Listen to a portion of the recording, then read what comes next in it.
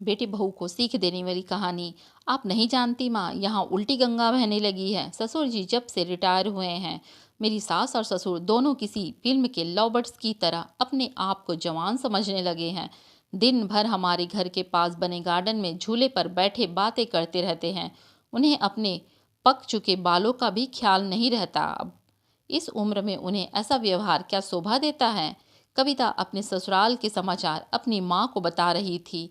तभी सास अलका उदास मन से रसोई घर में जाती है, क्योंकि बहू की वो कड़वी बातें उन्होंने सुन ली थी। उसकी सभी बातों को नज़रअंदाज कर सास मसाले वाली चाय बना के पहले एक कप बहू को उसके कमरे में देकर दूसरा कप अपने पति सोमनाथ के लिए लेकर जाती है। बहू ये देखती है और अपना मुंह टेढ़ा करती है। सास ने फिर से एक बार उसकी तरफ दुर्लभ किया, क्योंकि ससुर के निवृत्त होने के बाद यह उसका रोज का ही नित्य क्रम बन गया था। वह अब किसी की भी परवाह किए बिना रोज अपनी मर्जी के मुताबिक नए नए कपड़े पहनकर गार्डन में अपने पति के साथ बैठकर अपना ज़्यादातर समय बिताती थी। उन्होंने अपनी पूरी जिंदगी अपने बच्चों के लिए काम करते बिता दी थी, इसलिए अब बची खुची जिंदगी वह दोनों एक साथ समय बिताकर जीना चाहते थे। आनंद निवास बंगले जैसा 2 मंजिलों का घर पति पत्नी का ये सपना था और उन्होंने बड़ी मेहनत से इसे पूरा भी किया था।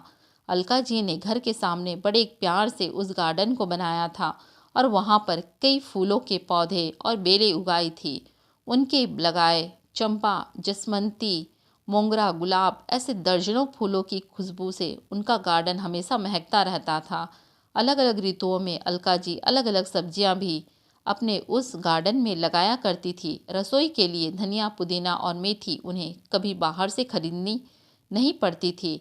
इतने सालों तक काम की भाग दौड़ में सोमनाथ जी कभी भी इस जगह का आनंद ले नहीं पाए थे, लेकिन अब उनका पूरा खाली समय इसी जगह पर बीतता था। दरअसल एक और छोटा सा घर वहाँ बना सके इसलिए उन्होंने वह जगह खरीदी थी, लेकिन अब वह संभव नहीं था।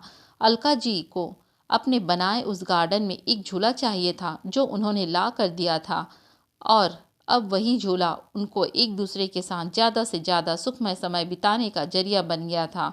उन्होंने अपने घर के सभी जरूरी चीज़ों की और बाकी ऐसो आराम की चीज़ों की कमी नहीं रखी थी, फिर भी बहू को दोनों का उस झूले पर बैठकर समय बिताना खटकता था। पहले दिन भर उसके साथ रहने वाली सास अब ज़्यादा समय अपने पति को देने लगी थी।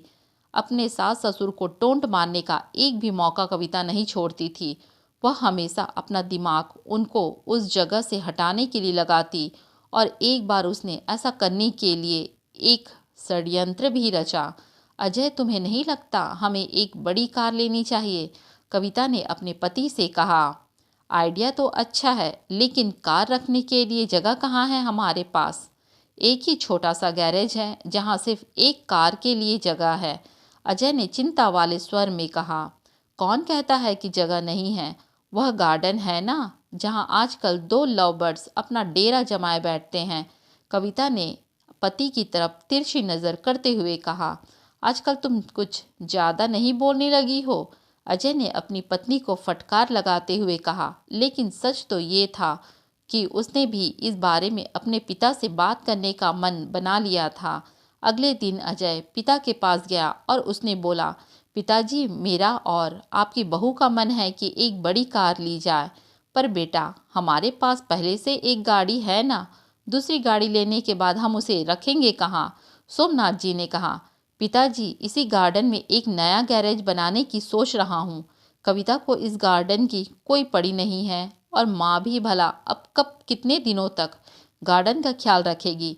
इसलिए अच्छा होगा कि सभी पेड़ पौधों को तोड़कर यहाँ गैरेज बना दिया जाए। अजय ने अपने विचार बताए। दूर खड़ी अलका जी का यह सुनकर जैसे दिल ही बैठ गया। सोमनाथ जी अपना गुस्सा दबाते हुए बोले, मुझे तुम्हारी माँ से पूछना पड़ेगा, मुझे थोड़ा वक्त दो। क्या पिताजी, इसमें क्या मम्मी से पूछना? आप दोनों तो किसी का विचार करते ही नहीं हैं। दिन भर झूले पर बैठे रहते हैं बिना 4 लोगों के बारे में सोचे।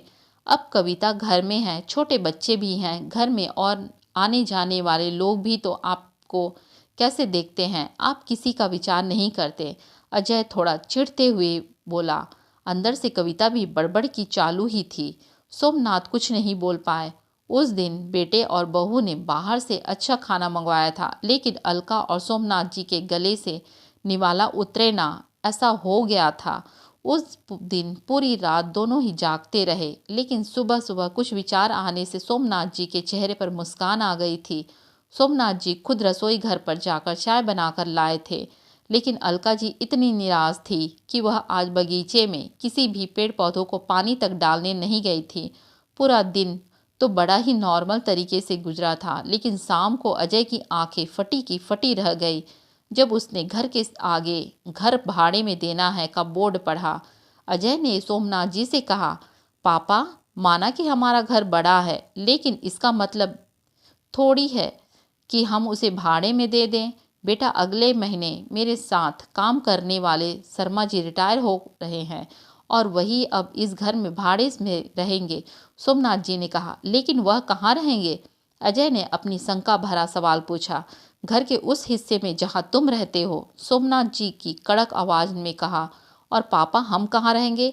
नरम पड़ती आवाज में अजय ने पूछा। बेटा, मैं मानता हूँ कि मैं तुम्हें इस लायक तो बनाया हूँ कि तुम अपने पैरों पर खुद खड़े हो सको, इसलिए तुम्हारे पास 1 महीना है। तुम अपने लिए नया फ्लैट ढूंढ लो या कंपनी के फ्लैट में रहने चले जाओ। वहाँ तुम्हें तुम्हारी उम्र के लोगों का साथ मिल जाएगा और हमें इस घर में हमें हमारी उम्र के लोगों का साथ मिल जाएगा। तुम भी सुखी रहोगे और हम भी। सोमनाथ जी ने सब कुछ साफ साफ बताया। पापा, लगता है आप तो नाराज हो गए। कल मैंने जो भी कहा मेरा वह मतलब नहीं था। अजय ने अपने पापा के आगे हाथ जोड़ते हुए कहा। नहीं बेटा, तुम्हारी जनरेशन ने हमें एक सबक दिया है कि कैसे प्रैक्टिकल बनकर रहा जाता है। हम बड़े तुम बच्चों के साथ देखकर खुश हो जाते हैं, तो तुम्हें हमें साथ में देखने में कोई प्रॉब्लम होती है। यह घर, यह गार्डन में बड़े हुए यह पेड़ पौधे इस बात के गवाह हैं कि कैसे तुम्हारी माँ ने मेरे लिए और खासकर तुम्हारे लिए जी जान से सेवा की, अपना समय अपनी जवानी खर्च कर दी। इसलिए इन सब पर तुमसे और मुझसे भी ज़्यादा तुम्हारी माँ का हक है और इन सब को मैं तुम्हारी माँ से नहीं छीन सकता। सोमनाथ जी ने अपनी पत्नी की तरफ देखकर कहा। दोस्तों, इस कहानी के बारे में आपकी क्या राय है? आप हमें कमेंट में ज़रूर बताइए। अच्छी लगे तो लाइक कीजिए, सब्सक्राइब कीजिए, शेयर कीजिए। धन्यवाद।